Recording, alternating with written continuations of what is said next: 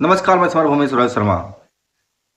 जैसा कि मैंने बताया था पिछले वीडियो में आपको, 2 दिसंबर से लेकर के 8 दिसंबर के बीच में सीपीआई माओवादी ने भारत में पीएलजीए सप्ताह मनाने का घोषणा किया है। इतने दमन होने के बाद भी, इतने शहादत होने के बाद भी, इतने ज़्यादा लोगों के आक्रमण करने के बाद भी सीपीआई माओवादी अगर खड़ी है तो कहीं न कहीं एक बहुत बड़ा सवाल है कि जनता, और जिस तरह सरकार बोलती है जनता उसके पास नहीं है, तो इसको भी वो झुठलाता है। बिना जनता के तो कोई भी सरकार या कोई भी पार्टी 2 दिन भी नहीं टिक सकती है। माओवादी जैसा संगठन जो कि बंदूक लेकर लड़ रहा है, भला वो कैसे टिकेगा। हिडमा के अंतिम संस्कार में जिस तरह से लाखों लोगों की भीड़ आया जुटा था, और जिस तरह से दिल्ली में भी लोगों ने प्रोटेस्ट किया था पर्यावरण दिवस के अवसर पर, और काफ़ी ज़्यादा लोगों ने उनको हिडमा के लिए जिंदाबाद नारे लगाए थे, असंतुलित नेताओं से उसको विदाई दी थी, वह ही एकमात्र घटना अपने आप में सबसे बड़ा जवाब है जो कहते हैं कि माओवादियों के पास जनता नहीं है, जनता से वो कट गए हैं और बला बला बला बला। खैर, जिस तरह से मैंने पहले बताया था आपको कि माओवादी के जो पीएलजीए दिवस मनाया जा रहा है, उसके लिए आपको जो है टीकेपी, तुर्की की कम्युनिस्ट पार्टी ने अपना समर्थन व्यक्त किया है। तुर्की कम्युनिस्ट पार्टी, जिसका नाम है तुर्की कम्युनिस्ट पार्टी एमएल, मार्क्सवादी लेनिनवादी, वो उन्होंने अपना एक प्रेस बयान जारी किया है, जारी करते हुए माओवादी के जो ये पीएलजीए का स्थापना दिवस, 25वां स्थापना दिवस है, इसको वो लाल सलाम किए हैं और उनको सेलिब्रेट करने का अपना समर्थन भी दिए हैं। क्या है पूरा प्रकरण, आइए इस पर सब बात करते हैं।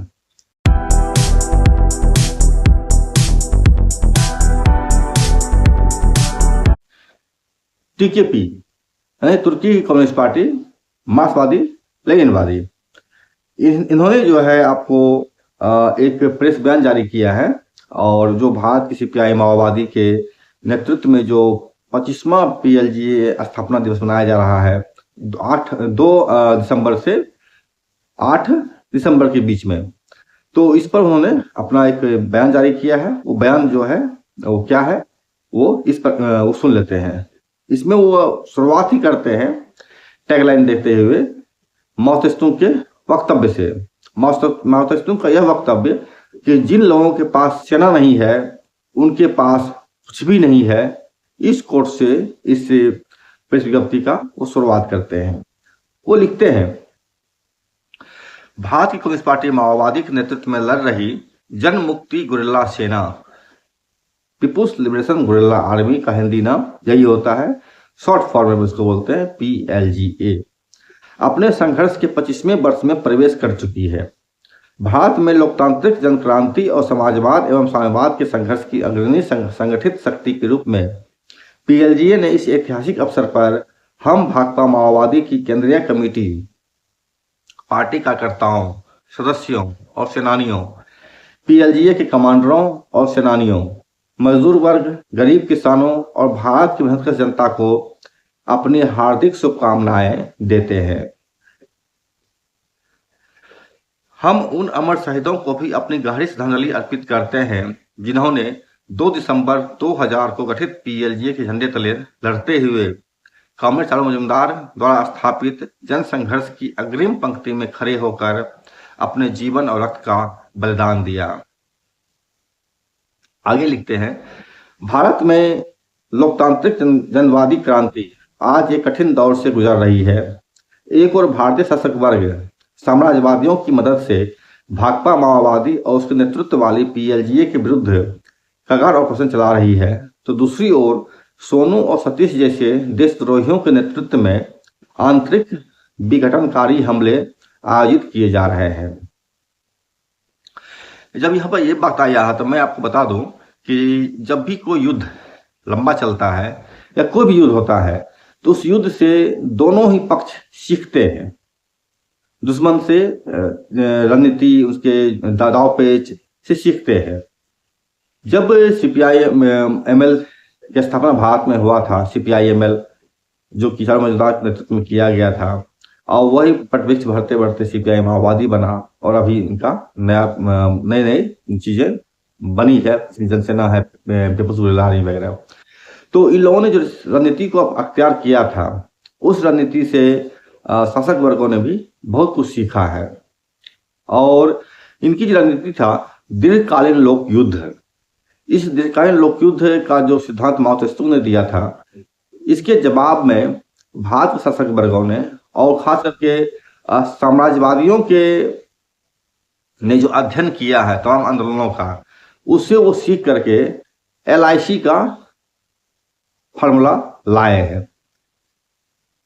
कम तीव्रता वाला युद्ध, मतलब दीर्घकालीन लोक युद्ध के जवाब में कम तीव्रता वाला युद्ध यानी LIC को शासक वर्गों ने लॉन्च किया है। और उसके ही तहत ये पार्टी को तोड़ने और गद्दारों को पैदा करने और उसमें फूट डाल करके चीज़ों को अपने अनुकूल बनाने की जो कोशिश है सरकार ने किया है, वो यही दिखाता है। अगर भाजपा सरकार के को देखें आप अगर, तो भाजपा ने पूरे देश में जितनी पार्टियां हैं जो उनके साथ रही है, आप शिवसेना को देख लीजिए। शिवसेना के ही जो एक ड्राइवर हुआ करता था एकनाथ शिंदे, उनको ही फुटा करके पूरी पार्टी को तोड़ देता है और असली शिवसेना का टैग दे करके उसको सरकार बना लेता है। तो ये भाजपा का फूट डालने का जो फार्मूला है पुराना है, लेकिन साम्राज्यवादियों के द्वारा जो प्रशिक्षण प्राप्त किया इसने है और दीर्घकालीन लोकयुद्ध के जवाब में जो ये LIC का नियम लागू किया है, यह दिखाता है कि शासक वर्ग भी आंदोलन से बहुत कुछ सीखता है। इसके साथ ही आपको याद होगा अमित शाह ने एक आदेश दिया था रिसर्च टीम को कि वह भारत में 75 से लेकर के अब तक जितने भी आंदोलन हुए हैं भारत में, छोटे बड़े जो भी आंदोलन हुए हैं, उसका गहरा रिसर्च करने का उन्हें आदेश दिया है। और उसमें कौन फंडिंग कर रहा है, कौन लोग शामिल थे, कौन चेहरे थे, क्या उनका पृष्ठभूमि था, तमाम अध्ययन का जो ये चीज है, बारीक अध्ययन शासक वर्ग इस तरह से कर रहा है। तो निश्चित तौर पर कगार अभियान जो चालू किया है शासक वर्ग का, वही कम तीव्रता वाला युद्ध है, जिसके तहत वह जो है फूट डाल करके उसके अंदर ही दलाल पैदा करना, गद्दार पैदा करना, उसको नष्ट करना और उसके लीडरशिप को खत्म करने का जो शुरुआत किया था वो था। और शासक वर्ग हम देख चुका है सलवा जुलूम लाने के बाद माओवादी तो कमजोर होने बजाय उल्टा ही मजबूत हो गए, सरकार ही कहीं न कहीं बैकफुट पर चली गई। इसलिए सलवा जुलूम से भी इन्होंने बहुत कुछ सीखा है और दुनिया भर में जो आंदोलन चल रहा है जनता का, उससे ही बहुत कुछ सीखा है। अब बहुत कुछ सीखते हुए जो है इस तरह से चीजों को अब वो जो है लाए हैं कि हमें अब कम तीव्रता वाला युद्ध करना है। आगे लिखते हैं इस प्रेस विज्ञप्ति में, कोई भी क्रांति बिना नुकसान, रुकावटों और उतार चढ़ाव की सीधी रेखा में आगे नहीं बढ़ती। भारत में क्रांतिकारी संघर्ष एक दौर से गुजर रहा है। यह कोई अकेली घटना नहीं है, बल्कि दुनिया भर में साम्राज्यवादी पूंजीवादी व्यवस्था के गहरे संकट का प्रतिबिंब है। इस संकट में डूबते हुए साम्राज्यवाद और उसके एजेंट राष्ट्रीय मुक्ति आंदोलन और कम्युनिस्टों के नेतृत्व वाले सशस्त्र संघर्ष, जो संगठित विद्रोह का सर्वोच्च रूप है, को कुचलने की कोशिश कर रहे हैं। कगार ऑपरेशन और देशद्रोहियों की गतिविधियां इसी व्यापक हमले का हिस्सा है, क्योंकि शासक जानते हैं सशस्त्र संघर्ष जितना मजबूत होगा और लोगों के बीच उसकी जड़ें जितनी गहरी होगी, उनके शासन का अंत उतना ही करीब आएगा। इसीलिए एक तरफ पार्टियों को खत्म करने की कोशिश हो रही है, दूसरी तरफ जनता को दबाने और नेतृत्वहीन करने की कोशिश हो रही है। नेतृत्वहीन जनता और जनता से अलग थलग पार्टी, यही कगार अभियान का लक्ष्य है। कम तीव्रता वाला युद्ध, इन हमलों से निसंदेह जनयुद्ध को भारी क्षति हुई है, लेकिन हमारा दृढ़ विश्वास है कि भाकपा माओवादी और उनके नेतृत्व में PLGA इस विनाश से उबर जाएंगे, क्योंकि इस पार्टी और सेना ने 50 वर्षों से वैचारिक राजनीतिक युद्ध रेखा, मार्क्सवाद लेनिनवाद माओवाद की लाल युद्ध रेखा को अडिग रखा है। ये तुर्की कम्युनिस्ट पार्टी मार्क्सवादी लेनिनवादी का प्रेस कॉन्फ्रेंस है जो मैं पढ़ रहा हूं आपको। आगे लिखते हैं ये, पिछले एक साल में पार्टी महासचिव कॉमरेड बासवराज और पीएलजे कमांडर कॉमरेड हिडमा समेत लगभग 300 पार्टी सदस्य, कमांडर और लड़ाके शहीद हुए हैं।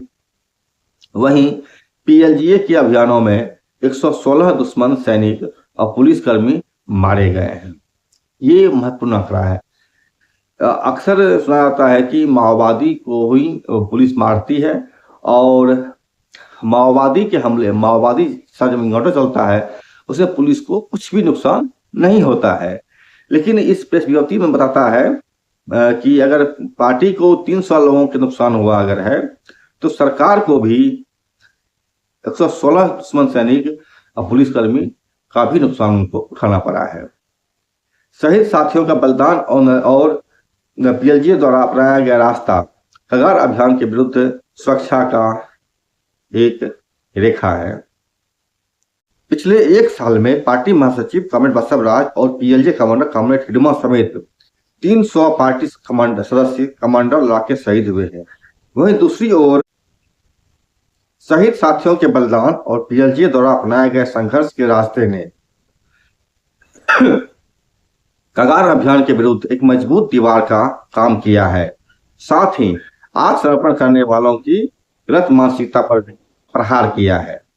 संघर्ष का यह मार्ग मार्क्सवाद, लेनिनवाद, माओवाद द्वारा पोषित है और दुश्मन के सभी हमलों के विरुद्ध एक शक्तिशाली मार्ग के रूप में कार्य करता है। नुकसान अस्थायी है। जनयुद्ध की अंतिम विजय ऐतिहासिक रूप से निश्चित है। भाकपा माओवादी के साथी जितना अधिक एमएलएम मतलब मार्क्सवाद, लेनिनवाद, माओवाद पर डटे रहेंगे और जनता के साथ गहराई से जुड़ेंगे, उतना ही अधिक वे सही राजनीतिक और सैन्य रास्तों से इस आपदा पर विजय पाएंगे, खोई हुई जमीन वापस पाएंगे और विध्वंसकारियों के खिलाफ एक मजबूत दीवार खड़ी कर सकेंगे। हमें पूरा विश्वास है। आगे लिखते हैं, साथियों, पीएलजीए भारतीय साम्राज्यवाद और उसके घरेलू पिट्ठुओं, दलाल पूंजीपतियों और सामंती जमींदारों के खिलाफ सीपीआई माओवादी द्वारा नेतृत्व किए गए क्रांतिकारी संघर्ष का सबसे महत्वपूर्ण साधन है। पीएलजीए का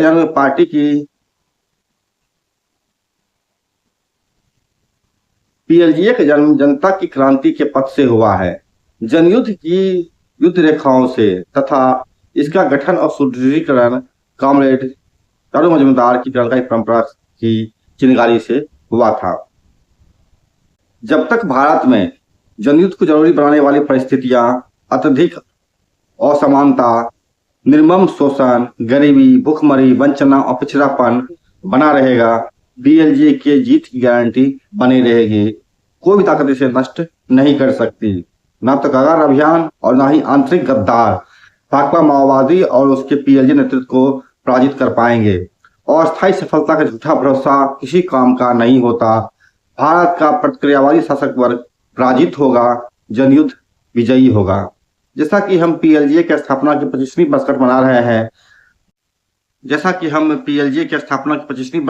रहे हैं, यह हम का मतलब सीपीआई माओवादी को लेकर क्या है, टीकेपी माओवादी लेनिनवादी जो है उनका हमारी जवाबदेही है कि हम कगार अभियान और देशद्रोहियों के हमलों के खिलाफ जनता के युद्ध में और अधिक मजबूती से खड़े हों तथा अपनी एकजुटता को मजबूत करें। भाकपा माओवादी ने पीएलजीए की 25वीं स्थापना वर्षगांठ मनाने के लिए 2 से 8 दिसंबर तक अभियान चलाया है। आइए हम पार्टी, पीएलजीए, जन संगठनों और क्रांतिकारी आंदोलन को दुश्मन के युद्ध से बचाएं। आइए हम इस अभियान को अपनी जवाबदेही के रूप में लें। ये तुर्की कम्युनिस्ट पार्टी मार्क्सवादी लेनिनवादी का प्रेस स्टेटमेंट है।